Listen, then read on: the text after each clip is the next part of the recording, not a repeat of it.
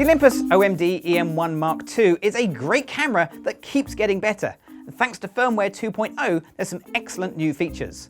Let's start with focusing. You still get 121 autofocus points, but now you can choose between the standard size and the new small size autofocus points for when you need that extra accuracy.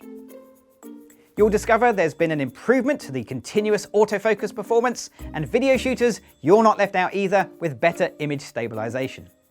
Now, if you have the Olympus 12 to 100mm lens, good news! You can now do focus stacking with that lens.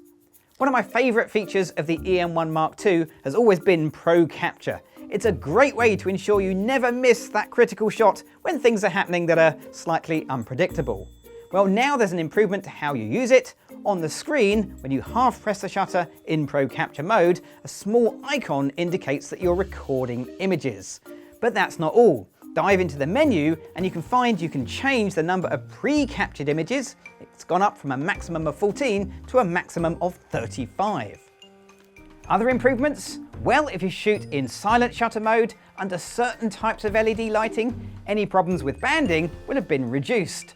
And the battery indicator? Well, good news, that's been improved as well. My guilty pleasure lens? Well, it's the Olympus 8mm fisheye. I love the distortion I get with this lens, but there are times I wish it didn't have as much distortion.